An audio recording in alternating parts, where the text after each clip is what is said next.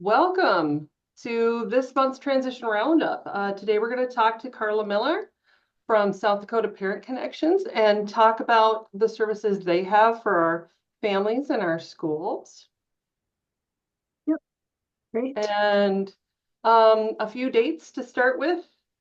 We have more roundups coming up next month. We're October 23rd. We're talking to Independent Living Choices and may have some information for you guys on the pre-ETS grants through Voc Rehab for those pre-ETS camps in the summer. And then we're going to take a break for the holidays. Yes, we're talking about the holidays already. Didn't we just start school? Holy cow. But we're going to take a break in November and December for the holidays and come back in January, February, and April. As always, if there is a subject you'd like to hear about, you want more information about, contact your liaison. We're open to suggestions. And recordings of previous roundups can be found on the events tab at tslp.org. Lots of good information there. That last month's webinar on the ADP is still there. You can go back to that and refer to that if you need to. I know that's kind of a complicated subject. So that is there for you to look at. Some other dates we've got going on. Catch the College Wave is coming up very, very quickly. October 22nd at NSU here in Aberdeen, the 23rd at SDSU in Brookings, November 6th at Mitchell Technical College, and November 13th at Western Dakota Tech in Rapid City. So those are the Catch the College Wave is in the fall this year as opposed to the spring. And then Let's Talk Work will be in the spring. So we're flipping those around on you. So if you have students you'd like to bring to Catch the College Wave, please contact your regional liaison. We're not territorial. If a event outside of your liaison's area works better for you and your students, that's absolutely fine. We'll get you in contact with that liaison to register. 26th Annual Youth Leadership Forum is coming up in June 8th through the 12th this year. Normally it's the first week of June. Because of scheduling conflicts with other camps, we're looking at the second week of June this year. Applications are up on tslp.org. We can also send you that link, or if you absolutely have to have a paper copy, we can make that happen. There is also a link for leadership. So if you know a student who's been a delegate in the past who would be a good, strong leader for us, encourage them to apply for a leadership position. We will be looking at those soon. The leader applications are due, I believe, November 20th or 22nd. I can't remember. One's the 20th, one's the 22nd. The delegates are due the December 22nd, I think it is. Maya, I believe you're correct on that as well. I think it's November 20th for the leaders and December 22nd for the delegates, but they're right in the neighborhood. And then, of course, our annual Transition Summer Institute will be July 8th and 9th at Arrowwood and Oakoma. Folks who have been there before will tell you we try to have some very valuable information for you, and it's worthwhile. One of my teachers that I work with came for the first time this year and really enjoyed it. So we welcome you to come and join us there, and registration will let you know when that opens in the spring. And of course, I always tell you about our Facebook page. We try to keep that updated with some interesting things that are going on around the state in the area of transition, and of course, our events and things we have going on with TSLP. So, without further fuss and muss, I'd like to introduce Carla Miller from South Dakota Parent Connection. TSLP works very closely with South Dakota Parent Connection, and we consider them a very valuable resource. So Carla, take it away. Okay, well, great. Well, thank you for having me today. I always welcome an opportunity to talk about South Dakota Parent Connection and what we do and how we do it and why what we do is important and how we can help you and how you can help your families. I started here at South Dakota Parent Connection in 2016. So I've been here a little bit now. Prior to that, I taught at Dakota State University in their teacher prep program in special education. My background is I've been in the field of special education for 40 some years, for a long time. And my background in particular is kids with autism and behaviors. That's what I did in my working career when I worked in school districts. I was a classroom teacher.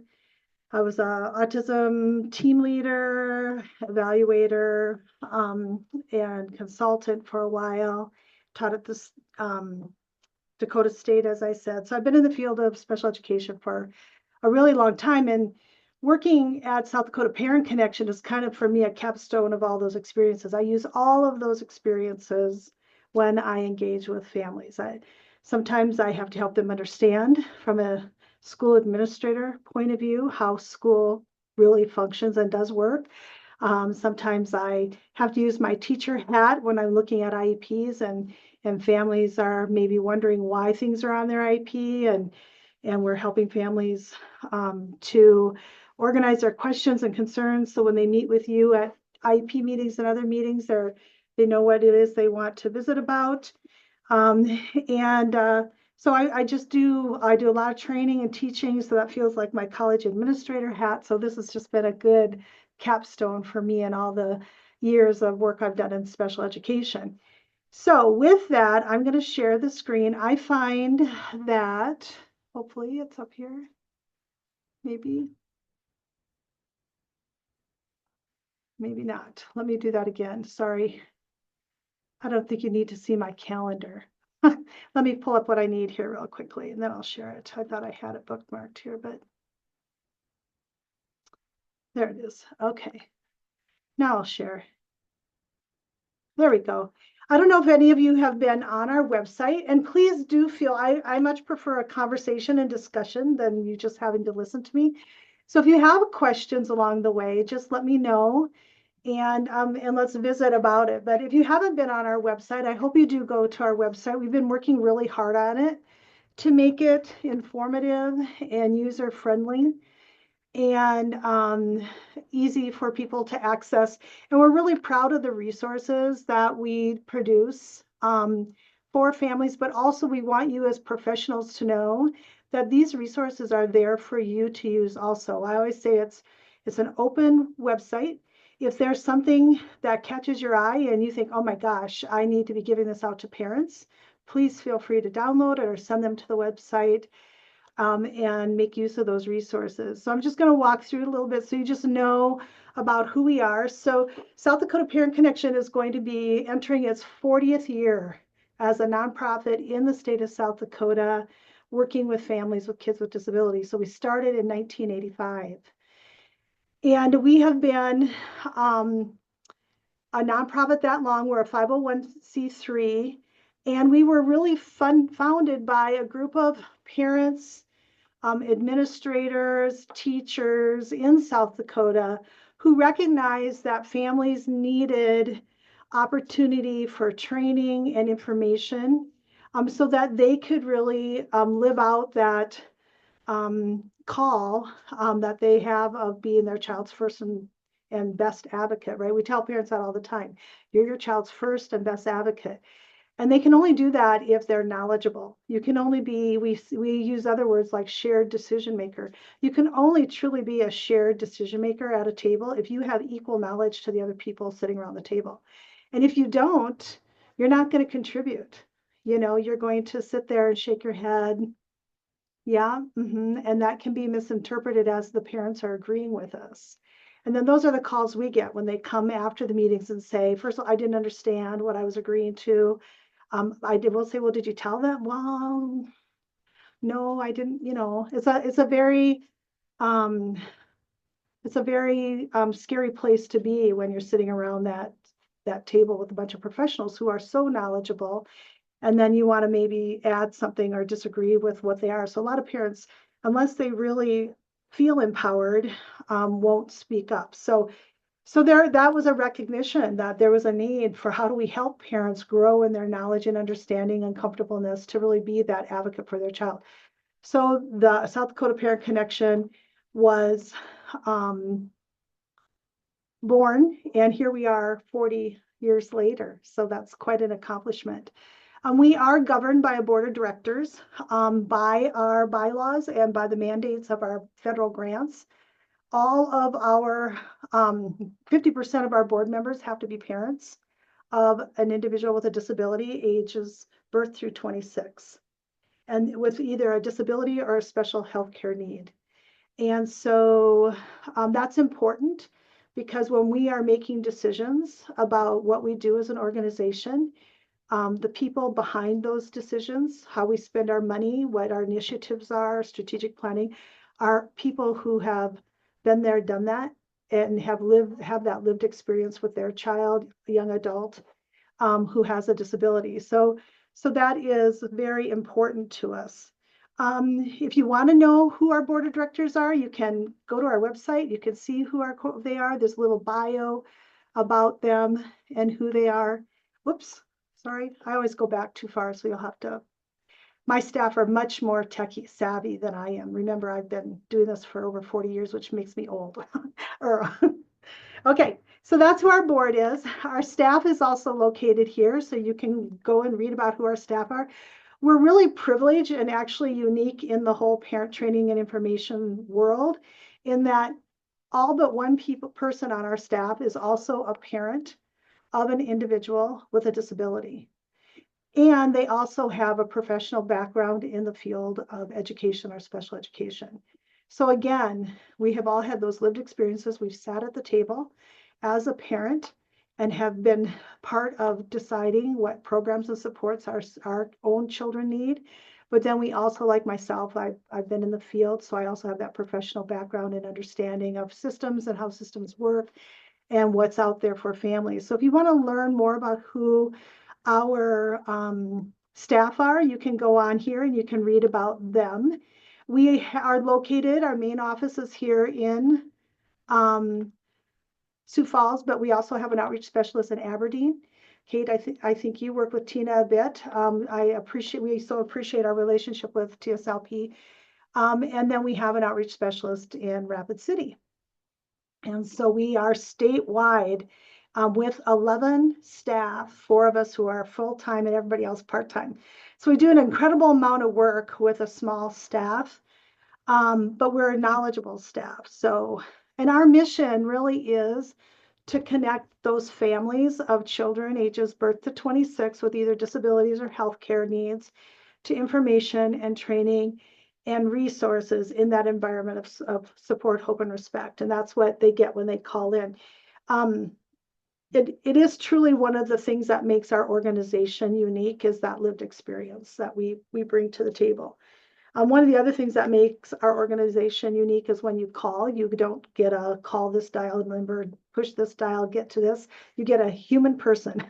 If you call, anytime that our office is open, you will get a human person on the line. So yeah. All right. So the other thing about us, we have a couple hats that we wear. The first hat that we wear is we are the Parent Training and Information Center for South Dakota. And we have been that since the inception of that program. So you are all familiar with IDEA. And back during one of the revisions of IDEA, funding was made available to states for a parent training and information center. And you had to be a nonprofit. You could not be part of a state system, a school system. You had to truly be independent of any of those systems. So South Dakota Parent Connection had just gotten started. And so they applied for that first federal grant and we received that. And that is a 5-year grant award. Every year we have to send in a report saying how we're doing. And then every 5 years we have to recompete for that money. And we have successfully competed for that money ever since 1985. And we have been able to get that grant. So we've been the only parent training and information center. And the money that we get from the Office of Special Education under that grant allows us to provide all of our services free to families. So we do not charge families for anything, whether it's resources or technical assistance. Our information and training and consultation to families is free. And so what we do is under our, if you think of that as an umbrella for our program, is we assist families in understanding about resources and supports that are out there. We help them, for example, understand what schools' responsibilities are and what their rights are under IDEA. We train them on how do you work with professionals in your child's life. We connect them to other resources that are important to their child's needs, and we connect them to other parents. We just had a dad in this morning that has a child with a rare syndrome. She is one out of 100 children in this nation that has that syndrome. And so we were in here connecting him to resources. We and then connecting him to other families that he could reach out to talk about, what does the future look like for my 7-year-old? Because there's another family out there who has a 15-year-old that he can connect with. And like I said earlier, we want to empower families to be, those decision makers. And in order to do that, they have to have that information to do that. We are part of a national organization. As I said, every state has at least one. It's based on population. So some of the bigger states have more than one. New York, I think, has 5 parent training and information centers. And we're supported through a regional technical assistance center. Ours is out of Wisconsin, and so they help us. They're our technical assistance center. And so that's one of our hats that we wear under our umbrella as a nonprofit here in South Dakota. The other one is we are also the Family to Family Health Information Center. So several years after the Office of Special Education funded the PTIs, the Maternal and Child Health Care Act at the national level in 2005 decided to make money available to every state for a family to family health center. And so we applied for that. And in some states, like in North Dakota, the PTI and the F2F are 2 totally separate entities, but we applied, and some other states have applied this way to also host that grant, and we were able to get that grant. And so that's a competitive grant that you have to compete every 2 to 3 years. It kind of changes every now and then.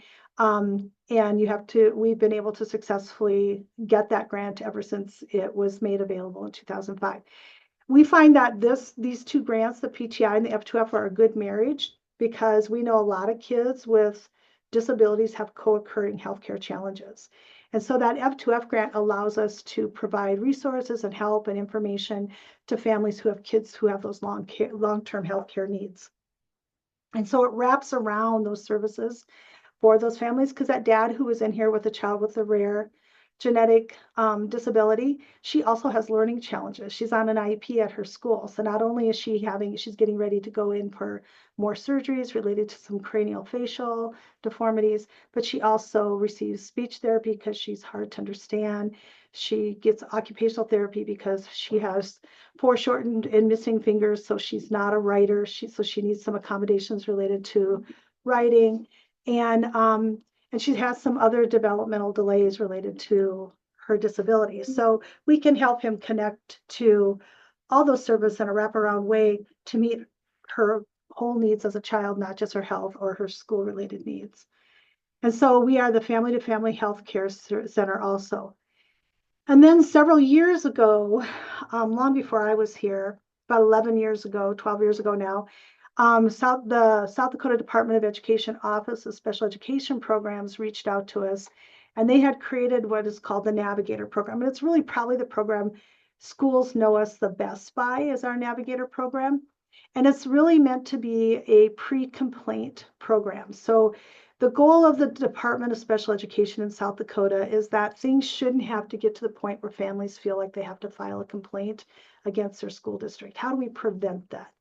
And so they have offered us a contract, and we contract with people we call peer navigators. And, first we work with families under that umbrella of the PTI grant. We first work with families to see, can we help that family be the person at the table who is knowledgeable and informed and can work with their district to get their child's needs met. But if for some reason that's been going on and it's just not working and it's getting contentious, then we can assign a navigator. And the navigator can work more closely with the parent. They can go to the IEP meetings with the parent. The goal of the Navigator program is to keep the lines of communication open between the parent and the school district and to keep things moving positively towards the best solution for the child, the best outcome for the child. And we have to remind people, lots of times parents will call and say, I need an advocate, right? Well, we're not an advocacy office. We cannot advocate. So instead, we describe that program more as we're a coach on the side. We're there to coach the parents, to be there, to empower them, work with them ahead of time, help them make sure that they're clear in what their community. Sometimes what's going on between schools and families is really miscommunication. And is the parent really understanding what the role of the school is and what the school is trying to tell the parent? But likewise, is the school really understanding the need that the parent is trying to express related to their child? And that navigator can help with that, but they can't advocate. They can't take over in the meeting and speak for the parent. They have to truly be kind of that coach on a side, as I said. And we've been really successful in this program. Before this program, there were a lot of state complaints filed. And now nationally, we're like kind of at one of the lower states for the number of complaints that are filed. So that's a win for us. And certainly we hear the most from parents, but occasionally I will get a school administrator who will call and say, Carla, I don't know what we're doing, but whatever it is, we just can't get on the same page with this family. Can you help us? And to me, that's a win when a school reaches out and said, we don't want to be in that position with this parent. We don't want to be at odds with a parent. Can you help us help get where we are both on the same page towards getting this resolved before it has to get more contentious?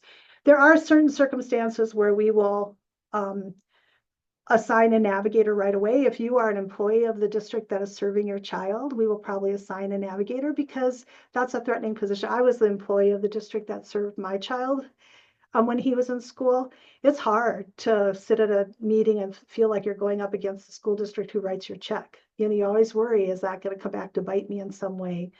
And so we automatically, usually, I won't say 100% of the time, but usually we'll assign a navigator if you are employed by the district serving your child. If the parents themselves have a disability and are struggling to understand, we will automatically assign a navigator to help them navigate those processes, because you guys know, you sit at those tables, they're very complex. But those are the three basic programs that we have. Two that are federally funded, this one that's state funded. And then we have a variety of other contracts that I can tell you about. But do you have any questions or comments about those three before I kind of move on? And maybe Kate, you can help me monitor the chat box. Yep, I am watching the chat box and so far, no questions. Okay, so some of the other work we do before I move off this page is we do get sometimes contracts from other organizations. For example, right now we have a contract with a statewide family engagement center, and they knew we were doing some work related to transition age youth and asked how could they help us with that. And so they helped us fund, I don't know if you heard about it, but last year we had a class for teachers working with transition age youth. It was called Helping Youth and Families Navigate the Transition Process. We had 15 teachers from around the state that met one Saturday a month for about 2.5 hours, and they went through kind of the whole transition process, but from the lens of how do you help families understand this? You know, how do you share this information with families so that you see tangible changes in their participation when you sit down at those IEP meetings and have those discussions related to transition? And then that culminated with those teachers got to go to the transition conference this summer in July. Their hotel and their hotel and the registration were paid through this funding that we secured through the SFEC. So it was a wonderful class, and I think the response we got from the teachers was that the information was really valuable, and some of them said the only way they would have ever gone to that transition conference is because that funding had been provided. So we felt really good about that. So there are other contracts that we'll get asked to work on. A couple years ago, the state was engaged in a statewide it's called the SPDIG, State Performance Grant, Professional Development Grant, and it was focused on reading. And so they contracted with us to develop some resources for parents on how to understand how kids in school are taught to read, and then what can you do to partner with your child's teacher to promote better reading by working with your child at home. So then we did some training for parents on understand that and did some resources. So when it involves how we engage parents as partners, sometimes other entities will reach out and offer us some contracted work to work with them on that. So that kind of depends.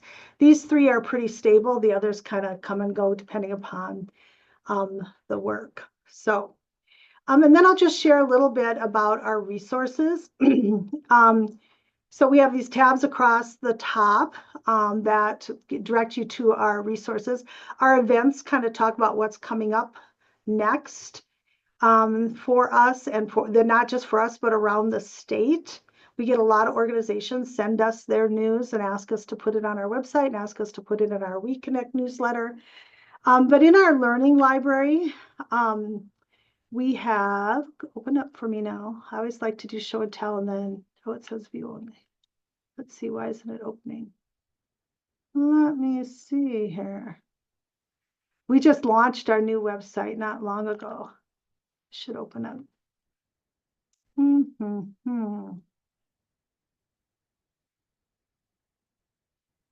We had them working on it yesterday, so I'm going to go back. Okay, we're going to come down here. Okay, so I'll just go in through this way. So what we do for families is the number one thing we do is we provide individualized assistance. So if you wonder what we do on a day-to-day basis, is our phone rings off the hook with parents who are calling. And I always make sure people understand, because I don't want to just sound like I'm talking negatively about anybody, but you do need to understand that we don't usually get calls from parents who say, I want to tell you how wonderful my child's school program is, right? And when things are going well, let's just keep it going well and get on with the business of life. But when things aren't going well, I'm going to start looking for help and support. And so, by and large, the calls we get are from families who are not happy about what is going on with their child's school program. Sometimes we get calls from parents who will say, I'm concerned, I've been noticing things about my child. And it's kind of like when you're a parent and you kind of know something's not right, it's like opening a Pandora's box. You don't know what's going to happen. And so sometimes you don't want to open it. And we'll say, well, for how long have you been noticing this? Well, their preschool teacher kind of mentioned it to me, but we thought maybe they'd grow out of it.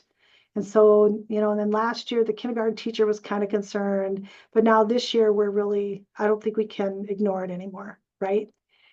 And so they're afraid to open that box. So we're a safe place for them to open that box, to talk to us about, well, what are you seeing? What are you concerned about? I'm concerned about my child's behavior. I'm concerned about their aloofness. They're not making friends. They're not talking as much as they should be talking. People are suggesting to us that maybe they have autism, but we don't want to really talk about that, right? So we talk about why it's important to address your concerns early, talk about your concerns, get your concerns looked at, and then what would that look like? So if you went to your doctor and you said to your doctor, I'm concerned about my child's development, what might your doctor say or do? If you went to your school district and said, I'm concerned about what, I'm seeing, I'm concerned about things that my teacher has shared about how my child's doing at school, what might be the school's response to that, right? And what could you expect? Because if you help parents understand what to expect, it's not so fearful. But when you don't know what to expect, you don't want to open that box. Because like I said, it's like a Pandora's box. You don't know what's going to happen when you open it. Sometimes parents will call and say, my school district has talked to me, conferences are coming up, our year cycles, even though we're 12 months, our year cycles with the school year. And so you guys are getting ready to do conferences pretty soon. I can't believe we're talking about holiday breaks, but we're already kind of at conference season, right? And so parents are going to go to conferences and they're going to start hearing from teachers about concerns, and we're going to start getting a lot of calls. I went to my child's conference. They said, my child isn't, this or that, or they're concerned about this or that. they want me to sign this paperwork, giving them permission to evaluate my child. And I don't know what that means. I don't know what sometimes they sign it and they bring it in and say, I don't know what I signed, but they told me I needed to sign this and I don't know what I signed. So again, we educate them on if your school district wants to evaluate your child, then this is what that means. This is what they're going to ask you to do. If they have you sign the paperwork, this is what the process is that starts happening. This is what you can expect. A school psychologist is going to do this kind of a test. The teacher's going to look at these kinds of things. Somebody's probably going to call you and interview you and visit with you about what you're seeing at home. And you take away the mystique related to what's going to happen, and parents can take a breath and say, okay, I can do that. I could do that. I can do that. I get that. That's fine. And then they're going to meet with you. Well, when are they going to meet with you? And then we teach them all about those timelines, right, that are involved and how to understand. For some parents, they'll call and say, I signed that paperwork and now it's taking forever. Well, it's not really taking forever. They just need to know that we only count school days, right? They're counting, I signed it on this day and now it's 15 days later, but it's not really 15 days later. It's really only like 7 because we don't count those weekends, right? So what can feel like is taking forever, my school is taking forever, is really not taking forever. And so we help them learn and understand all that. And then how do you prepare for that meeting? What are you going to hear? What are some of the potential outcomes of the fact that they evaluated your child? How do you prepare yourself? What kind of questions do you have? How can we help you prepare your questions so when you go in, you're ready to talk to them and you don't walk out of there thinking, oh shoot, I was going to ask them this. And because your emotions get involved, because they're talking about your baby, you forget everything that you were going to ask when you go in there, right? Or you get overwhelmed with the amount of information they share. And then somebody says, okay, so do you have any questions? And you go, nope, because you're now just like overwhelmed, right? So we try to help parents be prepared. We always advise parents that ask for those evaluations before the meeting. I don't think it's very fair to hand parents all that new information ahead of time or right there at the day of the meeting without any opportunity to read what it is they're going to hear and then think they're going to be able to respond to that. Just think about, I used to tell my students at Dakota State, someday in your special education career, you might be the person who has to share with a parent for the first time that their child has a disability. And if you as a parent have to hear that for the first time at a table in a conference room in front of a whole bunch of professionals you don't know well and have an appropriate reaction, that's not fair, right? That somebody should be calling that parent and say, let me go over this information with you before you get to the meeting, or at a minimum, at least let them read it. So maybe they can reach out to someone like us that can say, okay, this is what it appears like this information is telling you. So you need to be prepared when you go to that meeting. They're probably going to want to talk to you about these categories that kids can qualify under. And there's things like a cognitive impairment. There's things like autism. It looks like they're seeing some red flags for autism. So you need to be prepared that they're going to probably want to talk to you about that. So parents don't go in cold turkey and say, because the minute you say your child has autism, we think your child has, they stop listening to anything else if it's the first time they've had to hear it, right? So we try to take all of that first-time information for parents and make it manageable for them so they can come to you at those meetings and actually participate and walk out of there feeling like they were part of a team that made decisions from a place of knowledge and not a place of reactivity or lack of reaction because they don't know what to do or say, okay? Sometimes parents ask for evaluations and we teach them the same. If you're going to ask your school for an evaluation, number one, we always tell parents, put all your requests to school districts in writing because IDEA says that if you ask in writing, school districts have to respond in writing. And they either need to say, yep, we're going to do it, or no, we're not. And if we're not, why aren't we? And then you as a parent have recourse, right? And most of the time, there has to be a really, really, really good reason why a school district would not honor a parent request to evaluate. And I've had parents say, well, we just evaluated him, 6 weeks ago. Well, that's a pretty good reason to not evaluate again, because there's a thing called validity. And if you evaluate too soon, then the results are invalidated because a student might be familiar with the questions you asked the last time. And they might have learned something through the evaluation process that now impacts the score. So there's some validity to not evaluating too close together, but if it's been 6 months, you can reevaluate. Or more than likely, what is it that you want them to reevaluate? They just evaluated, what is it that you think needs to be reevaluated? And sometimes it's just one thing, right? We want more information about this area. Well, since then we've been to see somebody who said our child has dyslexia, and we want them to look at that my child's reading again. Okay, well then let's ask the district for that, not maybe the whole shebanger.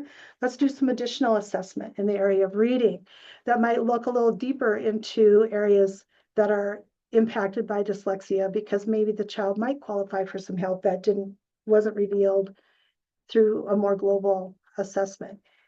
So we help parents with all of that, and that all happens through that individual assessment. And sometimes they come in, a lot of times it's over the phone. We send a lot of information back and forth through email.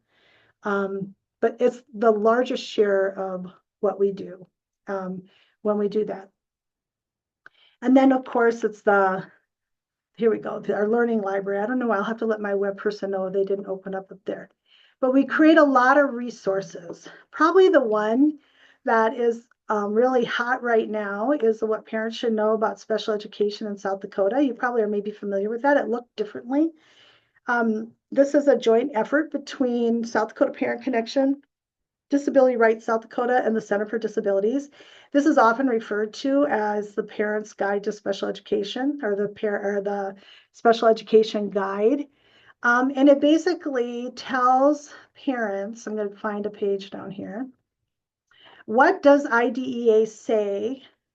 How South Dakota, oh, it's going to have lots of, okay, definitions. Lots of definitions in there for parents. I'm going to get to no page. Okay. All right. So it pretty much says, what's the purpose of Part B of IDEA? How does it apply to the work of state and local education? Okay, so what the heck does that say? Well, this is what that regulation says. The purpose of Part B is this: to ensure that all children with disabilities have a free public education, right? And then it'll go on to say, maybe what does that mean for you, parents? Because it's a lot of legalese talk. What does that mean for you? And what else should you know about that? So one of the things that parents need to know, that when we talk about a free, appropriate public education, it is not a one size fits all law, right? That these have to be decisions that are made on an individual basis that addresses the unique needs of each child. And so amongst all that this up here had to say about it, this is a thing that we think parents have to keep in mind, that it has to be individualized, okay? And sometimes there is state, like under child find here, what does the federal regulations say about child find? That every school district needs to conduct child find. What does that mean if a child is from out of state? So what does that mean for parents, and what should you know? It means that your schools have to take an active role in looking for children who have disabilities. They need to advertise that we're doing screenings, right? Now, the other thing that comes into place with child find is some people think this just means when kids are little. No, if you have a 16-year-old who all of a sudden is failing and not doing well, and we all, as educators, you kind of know something's going on. Schools have an obligation to do child find. If you believe something's going on, you need to investigate it. It isn't just for little kids. And so we can't turn a blind eye to not looking into concerns because of a child's age or grade level. When my son was a junior in high school, he had been on a 504 plan, and he was really struggling with all the math courses. And I thought, you know what, he's not going to graduate because he got to pass that gall darn algebra class, right? So I thought, he has a high IQ, he's doing well in it. Why is he not passing this math stuff? And so I asked his school district to evaluate him for a learning disability in math, and they said, he's a junior. We don't evaluate kids when they're juniors in high school. If he had a learning disability, that would have been found years ago. And I'm like, no, you can't say that. If you look at just the number of attempts he's had to pass this math class, he's taken the course 3 times now. there's an obvious need here and you have to evaluate. And they did, they had to evaluate him. And he didn't qualify. It was close, but he didn't. But at least we knew it wasn't because of a perceived learning disability that we had missed, right? And so under Child Find, they had an obligation to evaluate, even though he was a junior in high school. And then sometimes in the chapters, it'll say, how does South Dakota South Dakota has codified law that addresses laws, the federal laws that get written. And so in South Dakota, this is how they interpret that law. Okay, and so that's important to know. So, okay, so this guide goes all the way through to transition age youth. And so as long as you are a student in a school district receiving special education services, these laws apply to you. And so it's brand new, end of the summer, updated. We've had it for a long time, but we just updated it at the end of the year, or end of the summer. And there will be hard copies available here by the end of October. But if you want this, you could download this on your computer and have it available to refer to. We have some of the colleges that require their SPED 101 classes to buy this as a supplemental guide. And I've had students say, I've written papers for my college classes utilizing some of these resources, right? But if you're working with parents and you want to be assured you know what you're doing, or you want to help them understand, this is just a really helpful guide. You know, it's written for parents to be able to read and understand, so that makes it a good read for everybody. So that's one of our newer guides that are out there. Some of the other ones that are out there, see if I can go back without, this one, behavior is a concern. We wrote this book because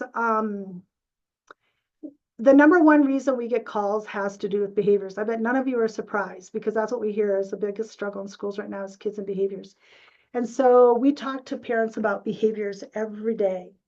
And in particular, we were getting calls from parents who said, my school is calling me to come and pick up my kid because they're misbehaving. And those kids were on IEPs with behavior plans, being served in programs that were supposed to be meeting their needs behaviorally.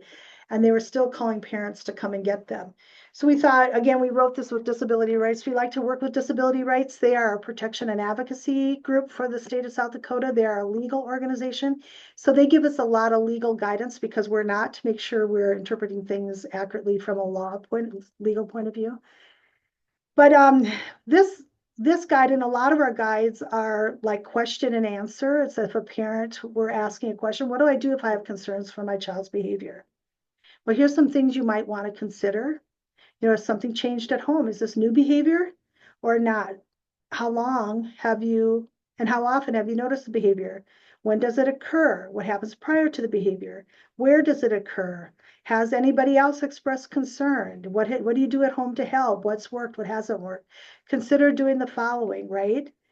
And then what happens if my school has reached out to me and has said, we're concerned about your child's behavior?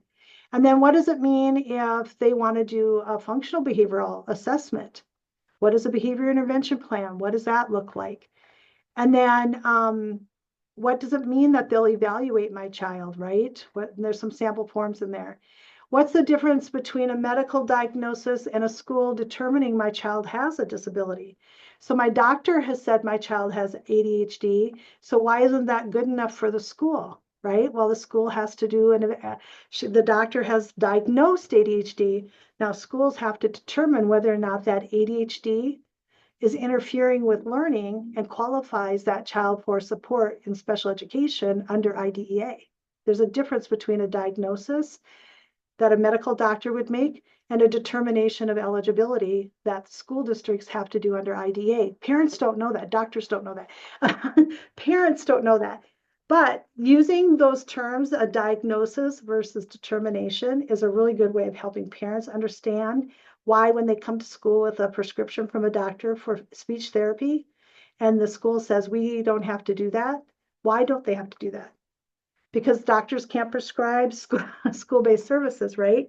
But if a doctor is seeing it, that might be enough grounds for child find to be enacted, for a district to say, maybe if a doctor is concerned enough they're sending us a prescription, we better evaluate to see if the student needs help in that area. And then we do the whole, how do kids qualify? Because we know there are kids out there. My son had ADHD and didn't qualify for a 504, for an IEP. He had a 504 plan because even though he was identified as having a disability, it didn't show educational impact, right? And so parents need to know that just because your child has a disability doesn't mean that they are going to necessarily get special education services. And they don't know that. They hear my child has dyslexia, my child has cerebral palsy. Well, not all kids with cerebral palsy need special education services, right? If they can access their learning environment, they might not need that. They might need a 504 plan. So what's the difference between an IEP and a 504 plan? And how will they help with my child's behaviors? What does it mean if my child is getting tiered instruction? That is a frequent question. Schools say, well, your child's receiving tier 2 instructions. What does that mean? I don't know what that means. And so this book just really goes on to explain. It explains manifest determination. It explains what happens if kids who are on IEPs get suspended. It explains what you can do when a school district calls. You know, we tell parents, if a school district calls you, you say, is my child hurt? Yes, okay, someone will be right there to get him. No. Are you suspending him? No, no, no, no. You know, is my child, you know, if you're suspending him, I'll be there. If not, let's set up a time to meet, right? Because schools can't just send kids home. If you're going to send a child home, you have to count it as a day of suspension, even if you sent them home at 8:15 in the morning. A day is a day once the school bell rings. And then what are parents' rights related to if my child is on an IEP and they get suspended or expelled? So it's just a really powerful book for families to understand that. And then another one that we just got done doing is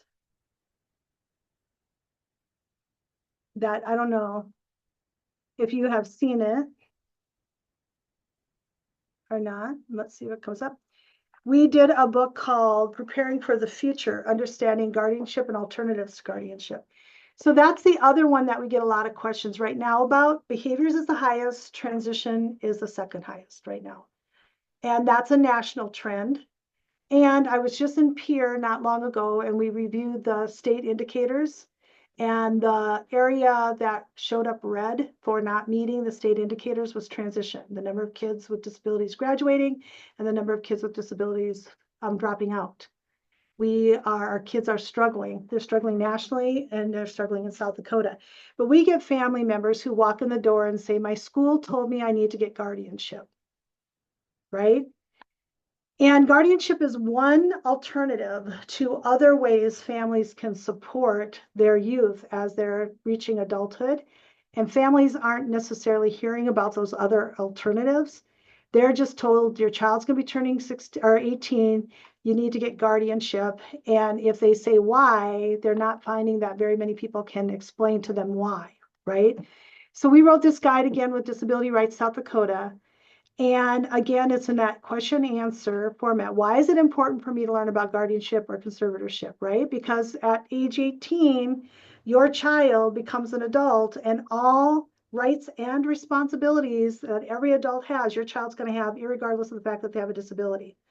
So if they're going to need support because they're not ready to handle those rights and responsibilities, how can you as a family member support them? And then the guide goes on to talk about, you know, when will be notified about that? What other options are there available, right?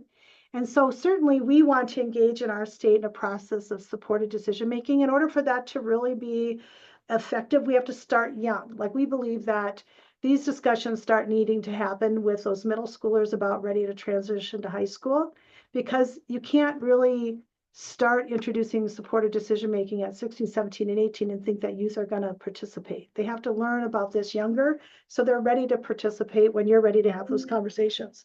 So supported decision-making is one thing we can do to help youth and families prepare for that day when we say, okay, we need to think about the future, okay? There are other ways, dual signature bank accounts. My son has ADHD. He's highly impulsive. When he was a young adult, a teenager and young adult, he was horrible with money. If he got money, it was in and out. And I'd say, what did you spend it on? And he really didn't know because he was an impulsive spender. So we had a dual signature bank account. I had access to his bank account and I could move money around. I could move money from his checking to a savings. So when he got a check, I could automatically go in and take some money, slip it into a savings account. So he didn't have access to all of it. He just had to give me permission to do that. So for some families, all they have to do is work with their teenager, get permission and have that dual signature bank account, help them manage their money if that's their only concern. You don't need guardianship to do that, right?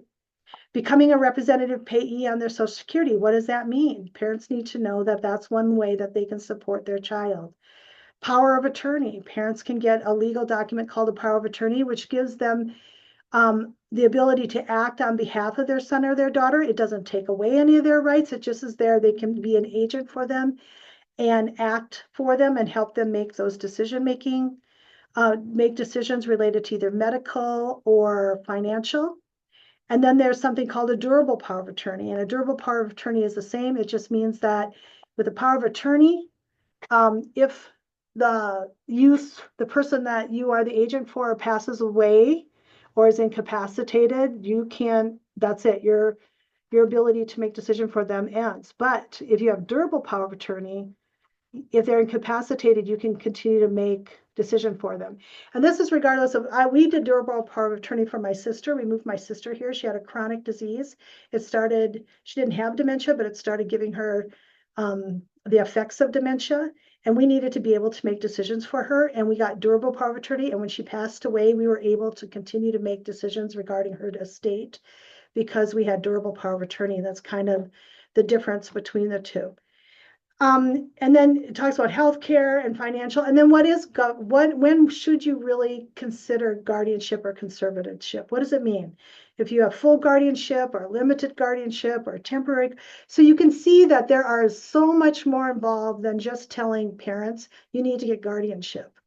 But most of this does not get explained to parents. And so they come in and say, my kid's going to be 18 in 4 months. We need to get guardianship, right?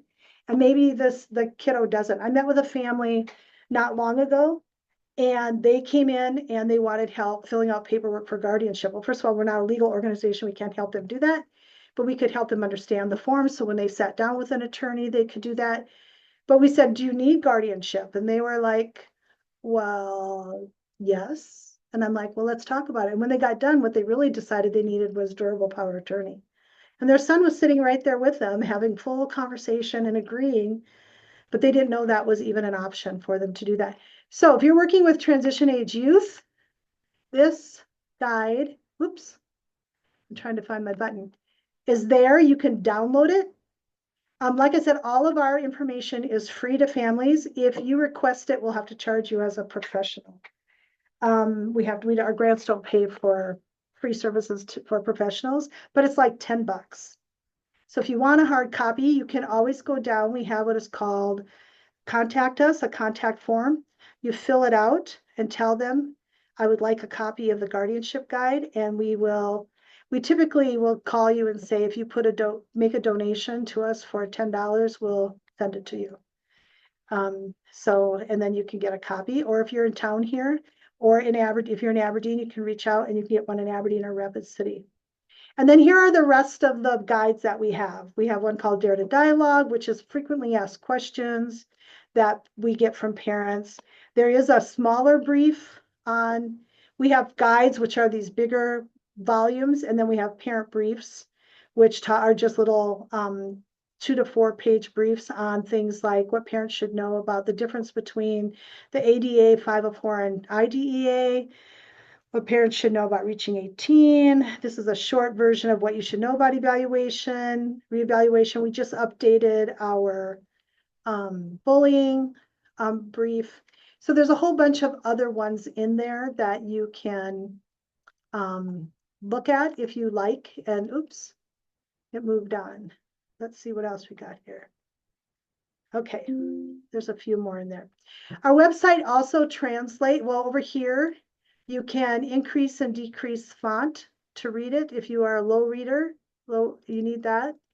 And it also translates into a bunch of languages if you need that. So that's kind of who we are. And you can tell about what it is that parents are calling and talking to us about by the resources that you see um, on our website, because we start building resources around the things we're hearing the most about. So one of the things I'm going to stop sharing now, you can see in the future, we're doing a brief on school avoidance and the high absenteeism. Why do kids not want to go to school? So we're working on that one.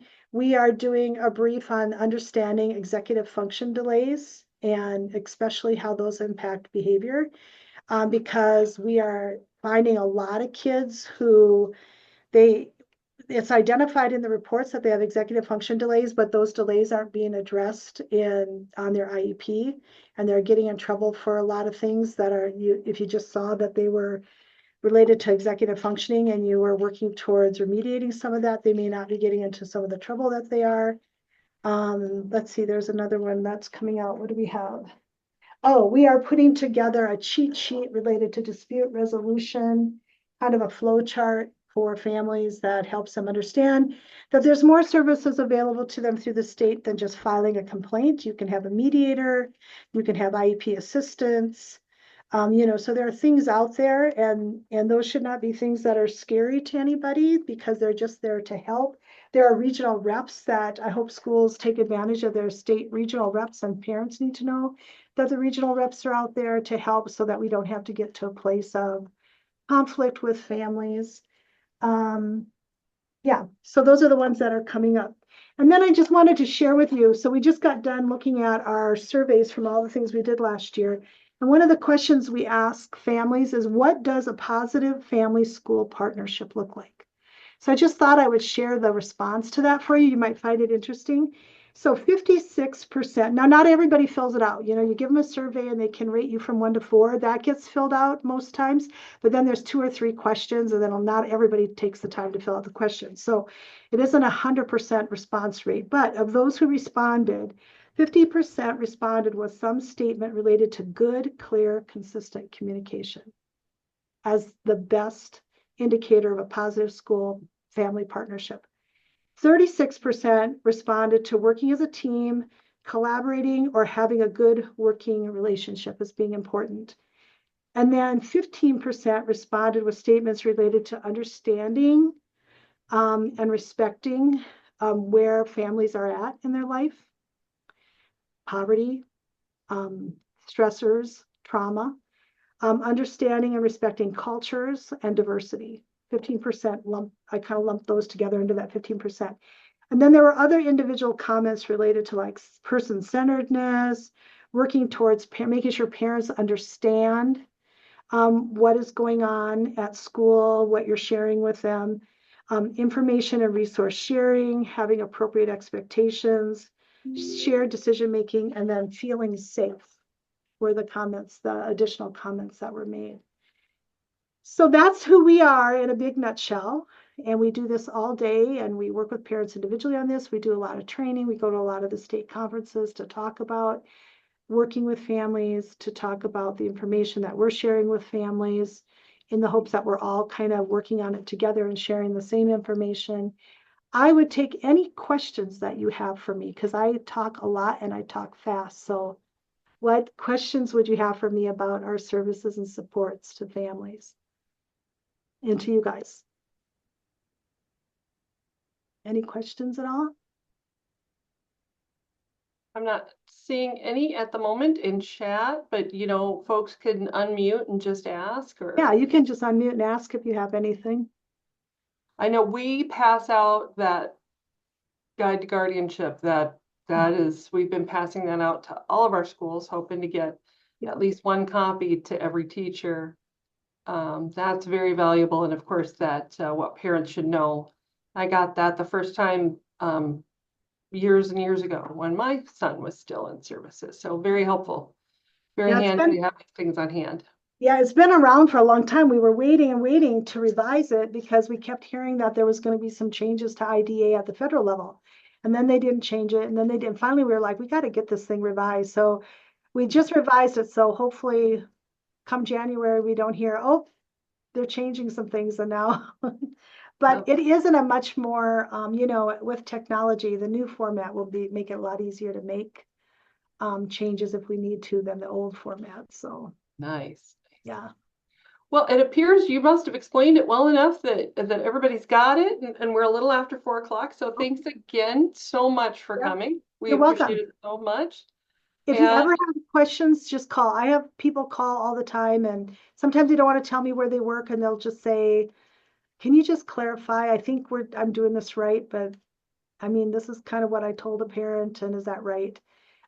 We're a safe place to come and visit with. So if you need anything, just give us a call.